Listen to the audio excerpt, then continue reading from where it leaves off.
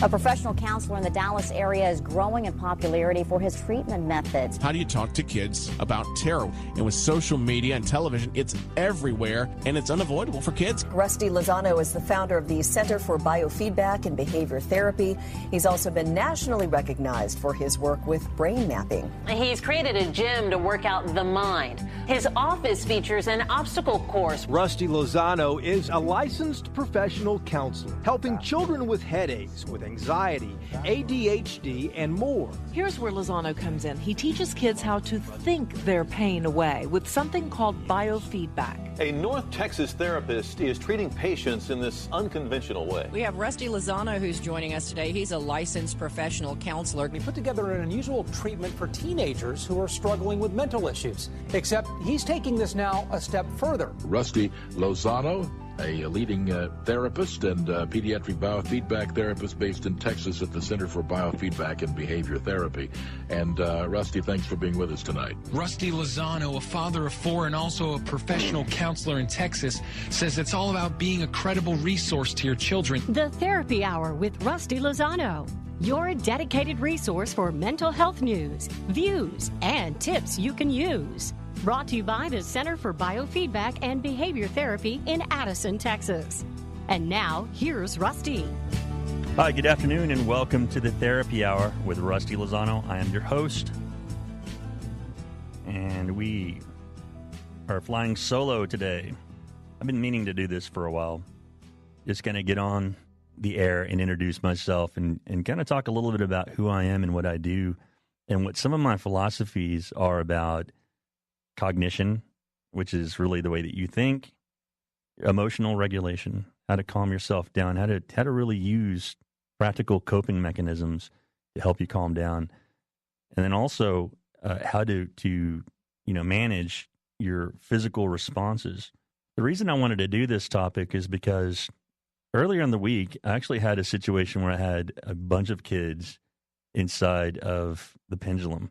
The Pendulum is at the Center for Biofeedback and Behavior Therapy. It's an indoor obstacle course that I have that I use to stress out kids, mainly to see if like what we're teaching them is actually working, if they can actually use it, or if they're struggling and we need to revisit some of the things that we've learned, going back into a quiet environment in a room, and relearning how to use these strategies to help them feel more calm and relaxed.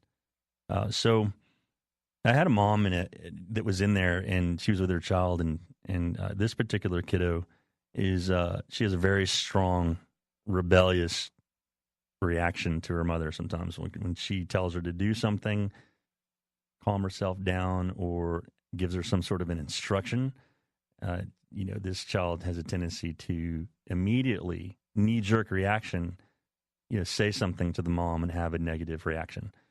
Negative emotional response. And earlier in that day, actually, we had that child plus about 10 others that were inside of the gym. And so what we're trying to do is provoke these kids to have some sort of stress response. And actually what ended up happening is the mom got bit. And she came out, she goes, "This is impossible. There's so many kids in here. It's not even working." She couldn't even take turns. She couldn't get on the swings. They were just standing around. It was really difficult. And I was like, but that's exactly what I'm trying to create here. I'm actually trying to create a situation that is not conventional. You can't train and you can't learn to control your reactions in a quiet environment. And so the mom was actually getting bit by the place. And I call it getting bit because you have these emotional reactions that it usually spawns from frustration. It's like I guess that I'm in the business of just frustrating people and seeing what they can do to calm themselves down. Well, in the course of she expressing like what her disdain was about this process, I told her this isn't a conventional way of doing things. This is what I want. I want the chaos. I want there to be disorder. I want there to be a lot of this mayhem inside of the room, controlled chaos, because I want to see what these kids do. And then whenever I kind of cue a response from the distance, like with the microphone, and I ask them to use a breathing technique to calm themselves down or use a body technique to calm themselves down, I want to see how well they can actually use it And are they able to, or do I need to remove them from that environment and go back and do some work? And so I think that, she started to kind of understand a little bit about what I was saying, but then there was an aha moment when I told her, look at your child now.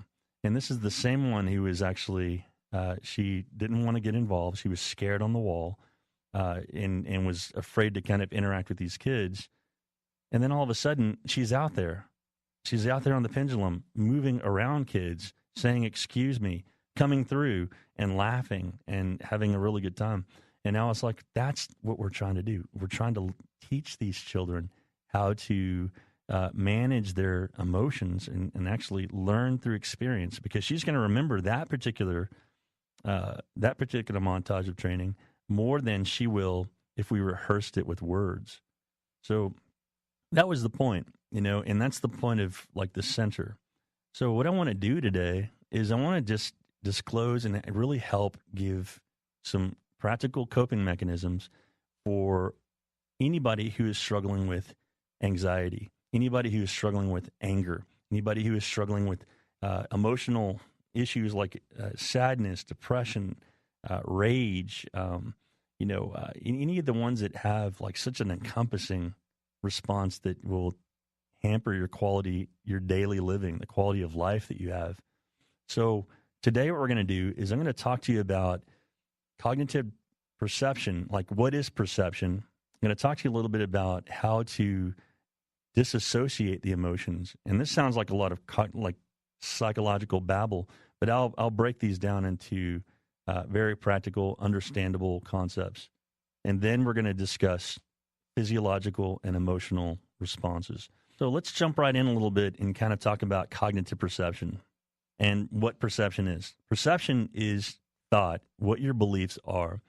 Right now, if you're in a car, or right now if you're in your living room, or you're out in the yard, or wherever you are, and you look around you and you see the world, you see a bunch of cars going by and on the highway, you see the trees, you see a blue sky. There's something about the way that you're seeing those things and your understanding of what you're seeing. And the perception, that's what you're seeing and the meaning it gives to you.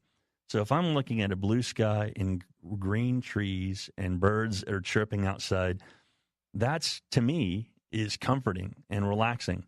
And so the experience that I'm going to take from that visual is that it makes me feel good. Now, that's a very basic way of trying to understand what perception is. Let's talk about then what happens when you induce emotions. Have you ever had the feeling that somebody's trying to provoke some sort of an emotional reaction out of you? Like they're purposely trying to hurt you, manipulate you, they're trying to spite you, and their intentions may be negative, and it's actually designed to create some sort of a negative emotional reaction from you. And we get this a lot. Sometimes you read people's tendencies or their intentions as very negative, as they're trying to do something to hurt you. Sometimes those particular thoughts are valid, and it's true. Maybe they really are trying to upset you. Sometimes it's preemptive. Preemptive means that you're jumping to conclusions and you're misunderstanding, or perhaps you're misunderstanding, what the intention is behind their interaction with you. And so then that then invokes an emotional response. How can you actually control that? How can you control and actually manage to identify what intention is? Are they trying to hurt me? Or am I being too sensitive? This is where the whole basis of cognitive perception comes from. And that is that you're going to try to figure out a way to understand what you're seeing. And then before you react to it, you're going to try to control the way that you understand what you're seeing by first halting your behavioral reaction, which is then to control your body. And that's where we're going to go further into understanding the connection between the way that you think, the way that you feel, and then the way that you're going to behave about those two components. And so that's one of the things I think is really important is in being able to learn to self-regulate and control your emotions. You're going to be able to first have a barometer for yourself. And if you can actually stump your reaction, then the thoughts are benign and they won't affect you. And we'll go into more detail as far as how that works. But being in the field of biofeedback, I think that I've picked up a few things just from my own personal experiences that I've read about and has actually helped me to emphasize how well it can be actually learned and transferred over to other people. It doesn't have to be too heady and too difficult to try to understand. It's actually very, very simple to control your emotional reaction. Let's take a quick commercial break, and we'll be right back after these messages.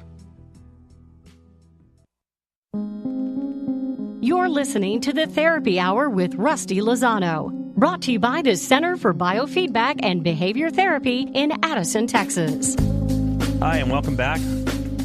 If you're just joining us, spending some time flying solo today. I'm spending some time identifying thoughts, physiological reactions, and behavioral response. How to manage your symptoms such as anxiety, anger, depression, and I guess any of the unforeseen emotional responses we have and experience day to day. So our entire existence consists of things that we see and we understand. That's perception. We talked about that in the first segment. And then there's a physiological response. So I use the example. So if we're in a boat and we're sitting in the middle of the ocean and there are sharks surrounding us, we'd be terrified. And we'd be looking out on the side of the boat and seeing, if they're going to get in or they're going to sink. I mean, we're in danger. We have to survive.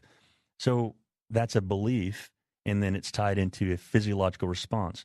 That physiological response is known as the fight or flight response. That is when your pupils dilate, breathing becomes very rapid, muscles tense up, blood pulls back from the extremities, hands begin to sweat.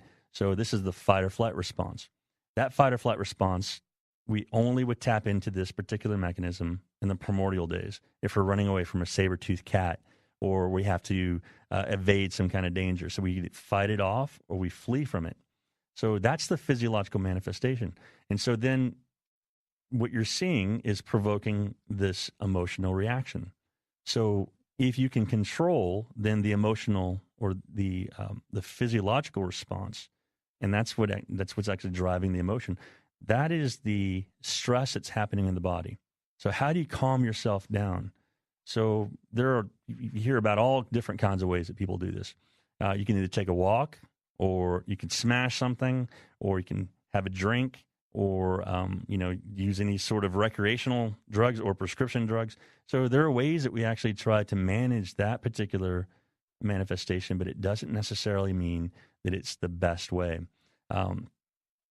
First, we have to understand what's happening in the body. If we're aware that there's a lot of stress, if we're aware that we're actually undergoing some kind of strong physiological reaction, then there's a way that we can undo that response. And part of that way is that we can use some relaxation strategies. And so what we teach is controlled breathing and body drops. Right now, I'm sitting in this chair and I have my leg propped up, and my lower body from the hips to the toes, they're completely shut down.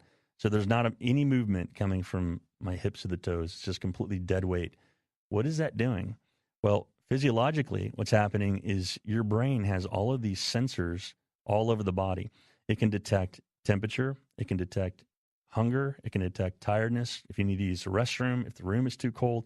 So a lot of things that your brain is actually going to understand about the outside world is done through these sensors in the body. So you use eyes to see, your breathing, and so your skin has all these perceptors on it. So if you want to learn to really control and manage your emotions, this physiological component is very, very important. If you can actually turn your body into a wet noodle and release your muscles in the arms, release the muscles in your legs, release the muscles in your face, then what ends up happening is all of a sudden these sensors that have been tripping this strong reaction, muscles are tensing up, your breathing is becoming very inundated. All of a sudden they're shut off. Well, then it's going to take about a 10, 15-second swing in order for your emotions to shift. And whatever the state is, whether it be fear, whether it be anger, that will eventually change. So I actually figured this out riding the Superman at Six Flags with my daughter 64 times one summer. This is when the Flash Pass over at Six Flags was very, very fast, and you could get in line. And I was just my younger days, I was able to really handle that.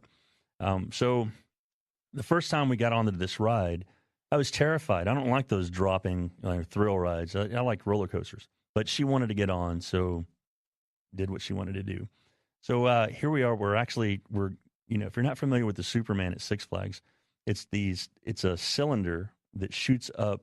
It's a little ring that shoots up a cylinder. I don't know, something like 30 stories or something like that. And then it drops you. It free falls you. And then you go to the top, and then it shoots you down like a yo-yo.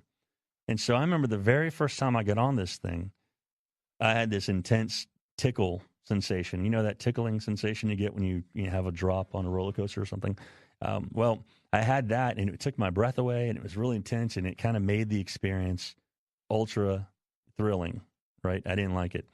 But she wanted to get on again, and so over the course of the night, we got on 8 times. And so the very first time, I had a very strong emotional, or I guess like this physiological reaction. Muscles are tight, breathing was inundated. I was really, really tickly, didn't like it. My anxiety was through the roof. And then over the course of the next 3 or 4, all of a sudden I didn't feel anything. I was relaxing into it. My body was limp. My arms were limp. My legs were limp. And so as we'd shoot up, the only thing I felt was air, like drifting past me. And then all of a sudden I had this view of the entire landscape, the cityscape of Arlington. You can see the ballpark in Arlington. It's pretty neat. So, we're actually on this ride, and so, the experience had changed. And then I was unfortunate enough to actually turn, and I was facing one of the other silos on one of those rides. And I was facing, this mechanical monstrosity of wires, of bolts and grease slicks, and I'm like, oh man, this is pretty man-made, and this thing looks like it could actually break. And so all night I'd actually been just fine without feeling anything, and then I looked over at this silo, and all of a sudden when we shot up into the air, like all these tickle sensations came back, and I thought to myself, what just happened? Why is this experience different than the other 5 that I just had? And it was because my thoughts now we're interfering with my physiological response. You see, when you think about something, overly think about it, and then you have a physical reaction to it, that becomes a reality. That becomes an emotional experience. Shark on the boat. That becomes something that, if you think about, somebody trying to provoke negativity in you, or a situation provokes impatience, that is the combination of thought and physiological manifestations. That's perception. That's a reality. And that's the basis of how we experience the world. We're very sensate in nature, and that is that we experience things through our senses. So that physiological component is really, really important to be able to manage and control. So let's say that we're talking to somebody who has anger issues, or somebody who has anxiety. Let's stick with anger. Anger is a pretty easy one, and we all experience that from time to time. So let's say that you're having a disagreement at home with a family member, or a disagreement with your boss, or a partner, or whatever the situation. So you're hearing what they're saying, and all of a sudden, you're getting worked up. Your breathing gets really tight, you're really inundated, your muscles get really tight. All of a sudden, you feel really physically uncomfortable. And it's because of something that they said. And all of a sudden, the conversation that they're having it makes no sense at all. They're not getting any points to you. You're obsessing about what you're about to say and how you're about to respond. So that physiological component is now starting to kind of play into this entire experience. So here's what happens then. If you want to change it, just like I was on the Superman at Six Flags, you have to learn to control the body. If you can control your body, then you can control your experience. You can control that particular thought that's provoking the emotional response. How do you do it? Well, there's a lot of different ways. The most basic way that you can actually learn to manage these emotions is by using your breathing. Something as simple as that. You know, the body only needs two things. It needs nutrition and it needs air. So if all of a sudden you feel yourself getting upset and you're physically uncomfortable, if you change the way that you breathe, then all of a sudden, like, you will start to shift out of this response. And that is that the breathing is the gas pedal to the body. If you're breathing very rapidly, your body's going to go in a very rapid state. If you slow your breathing down, then your body will begin to slow down and feel more relaxed. And so if timing and your awareness, you can actually catch that response and not ride the wave, as we call it. And that means that if you're riding the wave, you're essentially, you're just kind of being blown around by the wind, like a leaf being blown around by the wind. But if you can catch, okay, I feel uncomfortable, catch yourself, and all of a sudden change the way that you're feeling, change your body, then the response will begin to sway away and it'll fade. And that's what we call physiological coping mechanisms. So you calm your body down. Just like my body was calm when I was on that Superman at Six Flags, and all of a sudden all the thrilling tickle sensations went away. If there's no physical response, then there's a very low or no emotional reaction. And all of a sudden, like, your thoughts become benign and they become less threatening to how you're feeling in the body. And so that's the gym exercise that I was actually, or the gym episode I was explaining earlier with the mom who was actually, she came out and she was upset and she was worked up because she had all this stuff going on, all these kids. And that's the point, is that we want it to be crazy. But she got bit. She was bit by that place because all of a sudden she was overwhelmed and she was worked up. And so that's the whole point of that response. So if you can learn to control your body, then you can learn, that's the basis of learning to control your emotions. No reaction, no show. So if your body is calm and still and you can manage how you're feeling, then you can manage your thoughts and you can manage how you're about to respond. Going to take a quick commercial break. We'll be right back after these messages. You're listening to the Therapy Hour with Rusty Lozano, brought to you by the Center for Biofeedback and Behavior Therapy in Addison, Texas. Hi, and we're back. If you're just joining us, I'm flying solo today. I wanted to share with you more about who I am and what my philosophy of regulation and how to really use practical coping mechanisms for everyday stress, whether it be anger, anxiety, depression. So what we've been doing, or what I've been doing, is using cognitive, separating out all the different components that really drive an emotional response. There's a cognitive component or a thought process. I think something is happening right now. I see this happening and I don't agree with it. There's a physiological response and now I feel uncomfortable with it. This is upsetting me. This next segment is about behavioral. What am I going to do about it? So this is one that we typically see after the fact. If you start an argument or criticize, cuss out, spank, ground, take a drink, that's usually the offset and the actual reaction or the response from the thought and the physiological component. And now that's a behavioral response. So your behavior is what is unleashed from what you understood and how you reacted, and then what it leads to. So how do you control that?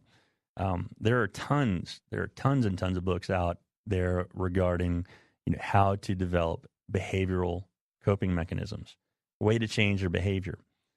In my opinion, I think that it's really important to keep these other components in, because conventional counseling can talk about your thoughts. Conventional counseling can talk about your behavior, how to change the behavior and what you could do. But the physiological in the middle is what's typically overlooked.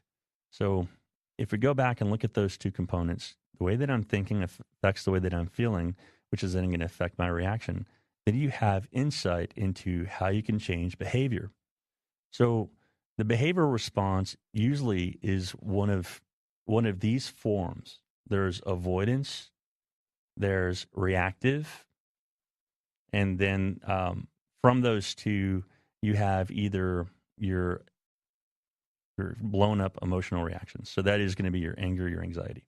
So if you can think about behavior as a way of, okay, this is what I feel like saying. There's a small window of time. There's a small window you have before you actually execute a reaction, execute your behavior. You know what you're about to say. You know what you're about to do. And if you can actually use that little time frame to redirect what you're going to say, then it makes a difference in everything, and it makes a difference in how the outcome is going to turn out. So let me give you a case in point. So I have worked a lot with individuals who have a fear of flying, and one of the things that I used to actually do is go and we would find a pilot and we'd get inside of an airplane and we would desensitize the person's response to flying. So we'd sit inside of this twin-engine airplane. This is one circumstance. I remember I was the one actually feeling a little bit anxious because I was sitting in the very back of the plane, and I never know that airplanes actually do what's called a yaw, and they wag its tail like a dog. And so I'm back there kind of moving side to side, and I was having a pretty strong reaction to that, but I didn't share it with anybody. But this one example that I have of a patient that actually had a fear of flying, they had a cousin that passed away in a different state. And so he needed to go to the funeral. And, obviously it was a family member. It was an important event. And so he contacted me because he was driving around the terminal at DFW Airport, hitting the steering wheel and screaming because he could not bring himself to get on the airplane.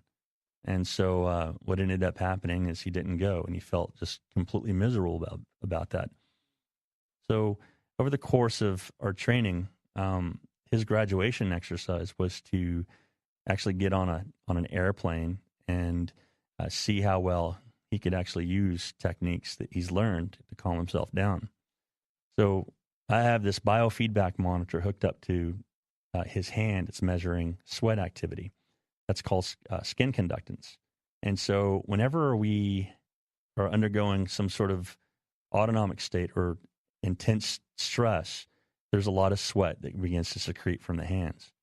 And so there's a little monitor that's picking that up, and it feeds it into a computer screen, and you can see this line graph. And if the anxiety starts to rise, then the line graph will actually indicate that. And so we were on the airplane, and he's sitting up at the co-pilot seat, and we were doing simulated takeoffs. So we're going down to the runway, and we would actually zoom from that starting point where you have all those like lines that, are where the airplane starts to rev up the engines to take off. I'm not a airplane mechanic or anything, but anyways, it's, and we would actually fly into the air about 4 or 5 feet and then come back down and land. And so the interesting thing is that I would think that, I'm on the microphone with him. I'm walking him through, what he needs to do, how well he's doing, giving him consistent feedback about, the state of his body. And so, his behavioral reactions, his behavioral response was to feel very afraid, and he'd suppress. He was breathing very heavily. Muscle tension was really tight. And so I was instructing him, okay, loosen up your muscles, slow your breathing down. And so then what ended up happening is his behavior had shifted. It had changed. When he said he was about to pull the plug, he says, I don't want to do this anymore. He knew what he was actually feeling, and he knew what I was instructing him to do. And he actually had an opportunity. He had a small glimpse. He took the opportunity to do something different, and he calmed down. And so what ended up happening is he learned something new. His brain learned something new. And that is that when he was actually about to flip out and like say, stop, I want to get out, that he worked his way through that. He didn't respond to it. And so then the behavior shifted and his confidence went way up. He felt comfortable. He had an aha moment. This isn't so bad. I can do this. And so we did the simulated takeoff and then we landed. And I gave him feedback on, how he's doing. And I'm like, man, you're doing great. You're really you're doing an excellent job of this. And then he turned over and looked at me and he said, well, can we go ahead and can we take off and fly around a little bit? And I looked over at the pilot and he says, whatever you want to do. And so we ended up taking off and we circled around the airstrip. And this is where I was kind of freaking out and back as, it was like wagging back and forth. So I was like, I don't like to fly. And so his experience then changed, it shifted. And that was learning in the moment. And if you can actually catch that, you think to yourself, if you can change your behavior in the face of something that's stressing you out, you learn something. Your body, your brain will collaborate. And all of a sudden, like you've created a new association or a new learning experience. And so from that, you will be able to build on it, and it's a point of reference. And I use these point of references. I always defer them as like the birthday moments. A point of reference is a memory moment, and that's like if I were to say to you, hey, so-and-so is having a birthday party. And you'd say, well, okay, yeah, that sounds fun. Let's go. Well, how do you know what to expect when somebody says that? Well, there's going to be a birthday cake. There's probably going to be barbecue, people, friends, good time. So you've had those experiences before and you can rely on them. You see, when you're contending with behavior, you're dealing with a lot of things that are unknown and you're not very comfortable with that. A lot of people really like to try to control the outcome, control their immediate environment, immediate outcome to things. And they don't like to deviate. And that's why we have disagreements. But if you can evolve yourself and be open to these newer learning experiences and newer learning opportunities, you grow and you develop. And all of a sudden, those things become less disheartening. They become less stressful. Just like this particular patient who called me from Chicago one day, years later. He says, hey, guess what? Guess where I am? And he told me about his entire experience flying, and he's been doing it for a while now. And he said, I forgot to tell you, and I wanted to say thank you. I'm like, man, that is great news. It is just fantastic. So you can build on those. So behavior is one of those things where it feels uncomfortable at that moment and at the onset. And that's what drives us to have such a strong reaction to it. Anger, anxiety, arguing, avoidances. But if we can actually change our perception a little bit, change our experience by expanding and saying, okay, let me try your perspective. Let me let this go. Let me kind of go with the flow and see what happens. And then you never know. You end up actually learning something that you weren't intending or planning on, and that's behavior. And so it really is a matter of just letting go in order to change the behavior. So food for thought, but it sounds simple to do, but I think that it takes you experiencing it and not hearing it from somebody else. I'm a counselor, and so part of my job is that I listen. And I don't give advice, but I reflect, and I will kind of direct to some ways that you can cope or try out some new skills. So I can't tell you to divorce your wife. I can't tell you to move out and give you like pretty hard advice. It's life changing. Those are decisions that have to be made on your own. But what I can do is give you some information, some new information that you can actually try out. And if it works, then you've completely evolved yourself and you now have a brand new set of skills. And isn't that what we're always trying to accomplish? Aren't we always trying to learn something new? It's easier than you think. We're going to take a commercial break. We'll be right back after these messages. You're listening to the Therapy Hour with Rusty Lozano, brought to you by the Center for Biofeedback and Behavior Therapy in Addison, Texas. Hi, we're back. Thank you for joining me. I'm flying solo today on the Therapy Hour. And if you're just joining us, I'm discussing thoughts, physical reactions, and behaviors. And with this last segment, what I'd like for you to do is, let's tie this concept together. What I'd like for you to do is take out a piece of paper and draw 3 big circles on it. And they don't have to, and you're going to stack them one over the other. They don't have to interlink. It's not what it's about. Just 3 circles, one on top, one in the middle, one on the bottom. In the first circle, I want you to write thoughts. In the second circle, I want you to write physical. In the third circle, I want you to write behavioral. Okay. Now, this is a way that we're going to tie in everything that I've talked about tonight, from controlling your thoughts or identifying your thoughts to understanding your physical reaction to then the behavioral response that comes afterwards. So if you have these 3 circles on your paper, if from the thoughts circle, you draw a little arch from thoughts to physical, it's going to look like kind of like a little rainbow. It's going to connect. So it's feeding in. One is feeding into the other. And so then from physical, you're going to draw another little arch and you're going to tie in behavior. Okay. And then from the other side, you can do the same thing. Arch going from thoughts to physical, and then physical going to behavioral. Okay, so this is the manifestation. This is how thinking, physical reaction, and behavioral responses feed into each other. It starts out with a thought, then there's a physical response, and then there's a behavior. I'm going to give you an example of myself when I was in college. I dreaded studying. I had a roommate that was actually really good at it. And what he would do is he would, as soon as school was out, he would go directly, he'd go back to our apartment, and he would do his work. And so then he would be finished around like 6, 7, 8 o'clock at night with all of his homework for the night.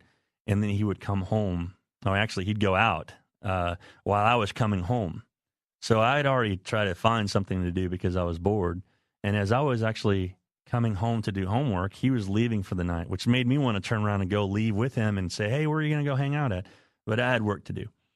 So he left, and I'm sitting here with a pile of work on my desk. And I have books that I need to read. I have notes that I need to review. And so my thoughts at that particular point was, I had to do all of this work. I really don't want to do it. My physical response was to avoid it. So my physical response was to actually feel uncomfortable with it. Sorry, not avoid it, but feel uncomfortable with it. And, you know, just the thought of having to do that made me feel uncomfortable. My behavioral response then was to avoid it. So if I heard a friend outside the door, or if I was, heard people out in the foyer and they're actually hanging out, people were always outside hanging out, I would actually get up and say, hey, go say hello. So as a way of avoiding it. So thoughts feed into the physical response. Physical response feeds into the behavioral response. And it is a vicious cycle. Let's say that I can try to control my thinking. And I say, okay, well, I really have to sit down and do it. But then there's a physical response that's saying, I don't want to. I don't feel comfortable with this. And then the behavior is I want to avoid it. Or let's say that I even actually make myself sit down. So I control my physical response.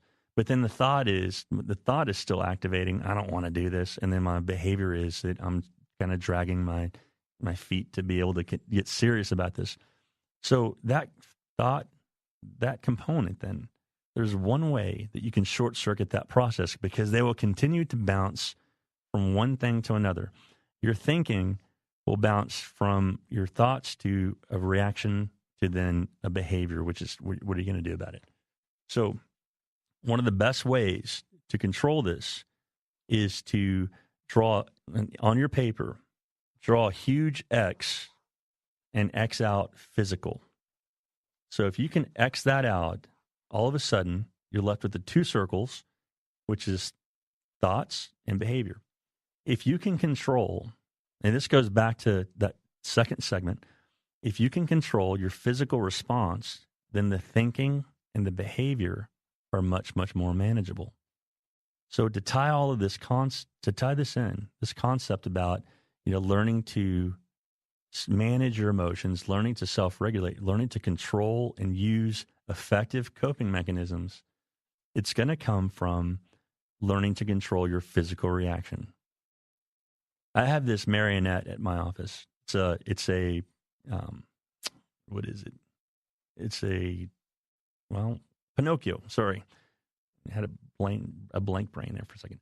It's a Pinocchio, and he's a little marionette doll on strings, and so I always use this as a prop in my office, and I'll lay the Pinocchio down, and his body's loose, the arms are loose, legs are loose, and I kind of demonstrate that by lifting up the little legs, lifting up the little arms, and saying, "Look, this is what you're here to learn." And if you can control your physical response, then the thoughts and the behaviors are a lot more manageable. So this is what I recommend that you do. So for those of you who struggle with anger, those of you who struggle with anxiety, those of you who struggle with avoidances, sadness, any one of those. So if you can control your physical response by using a couple of these steps, and these are just little simple recommendations. Slow your breathing down. I call them into threes, out to threes. If you can breathe in to the count of three, breathe out to the count of three, that's called an into three, out to three. The other thing that I recommend that you might want to try is to take a deep breath and hold it for the count of 10 seconds, and then exhale, and then take 3 deep breaths. What that does is physiologically, it fills your bloodstream with carbon dioxide. Carbon dioxide is one of those elements in the air molecules, our body can't absorb it. When you breathe in air from outside, you're breathing in oxygen, nitrogen, hydrogen, helium, a variety of different air molecules. And you have these little tiny cell-like dendrils inside of your lungs called cilia.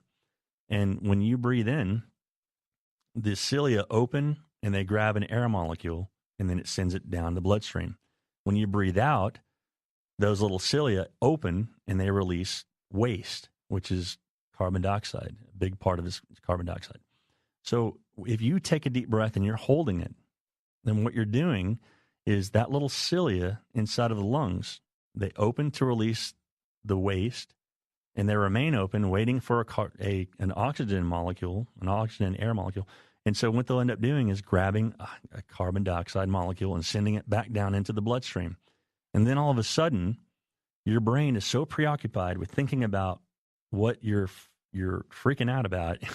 I mean, you're obsessing about it, you're worried about it, and all of a sudden, like, the air quality changes inside of your body, and your brain says, "What the heck? What's going on?"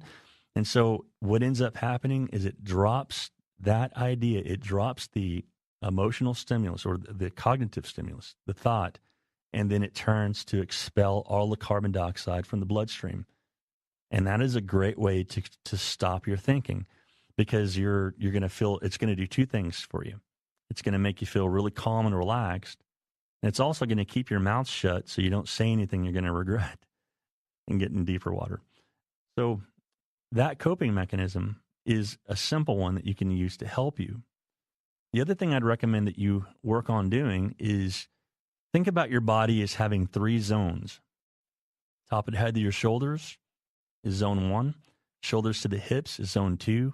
Hips to the toes is zone 3. 1, 2, 3 zones. So if you, at any given moment, feel upset, if you can drop those zones, a lot like you do, like how I do with that little marionette puppet, string puppet, you just drop the strings. All of a sudden, your arms are loose, your legs are loose, your face is loose. Then what you're doing is you're creating this physical reaction that is not feeding into the stress. It's not feeding into the anxiety or the emotional state that you're in. And so it counters it. Your body will begin to shift, and you'll move from this stress state into something that's a little bit more benign, relaxed state. I mean, there's only two modes. There's a stress mode. It's the fight or flight response. And then there's the relaxation mode, which is what's called the parasympathetic response. And so we have those two speeds. And so what you're doing is you're creating what's called a parasympathetic dominant state or a relaxed state. No reaction, no show. So if you can keep your body relaxed, you can regulate and control your breathing, then you have a powerful tool to be able to control your thinking, your physical response, and your behaviors. So that's the basis of self-regulation through an approach called peripheral biofeedback. It's one of my favorites. I've worked with some of the best pioneers, some of the biggest pioneers in the field of biofeedback, and I've learned a lot, asked a lot of questions, and that stuck my nose in a lot of books. And you have all of this information, but you know what it really takes to learn something is to be around it so much, to be around it all the time, and then all of a sudden, like you these little experiences happen, and you're like, oh, I read about this. I remember reading what had just experienced, and it's actually, this makes sense to me now. So when it comes to changing your thinking and controlling your body and controlling your behavior, it is you have to think about it that way. You've lived your entire life having all these experiences, and if you want to create new ones, that's how you offset negative experiences. Go out and have new experiences. Go out and do new things. Stretch your ability to withstand something new, and what that'll eventually do over the course of time is it will make you a stronger person. This is Rusty Lozano.